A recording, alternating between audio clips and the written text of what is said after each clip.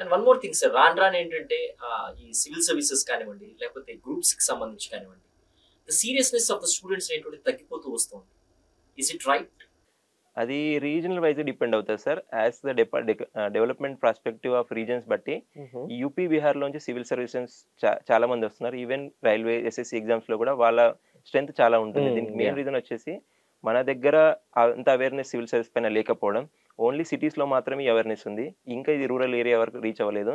మన తెలుగు స్టేట్స్‌లో ముఖ్యంగా ఆంధ్రప్రదేశ్, తెలంగాణలో మెయిన్ పీపుల్ ఫోకస్ వచ్చేసి ఇంజినీరింగ్, మెడిసిన్ చదవడం. దాని తర్వాత ఐటీ జాబ్స్‌కి మెడిసిన్‌లో అయితే చాలా కాంపిటీటివ్ ఉండడం వల్ల హాస్పిటల్స్‌లో జాయిన్ అవ్వడం. ఈవెన్ ఫారెన్‌లోకెళ్ళి ఐటీ ఫీల్డ్‌లో సెటిల్ అవ్వడం. ఈ ప్రాస్పెక్ట్‌లు యూజ్ చేస్తున్నారు కాబట్టి, కానీ సొసైటీని మార్చే శక్తి మన తెలుగు యూత్‌కి కూడా ఉందని చాలామంది ఆలోచించట్లేదు. మన రీజనల్‌కి ఇంకా డెవలప్‌మెంట్ స్కోప్ అనేది సివిల్ సర్వీసెస్‌లో మన సంఖ్య పెంచుకోవడం ద్వారానే జరుగుతుందని నేను ఊహిస్తున్నాను.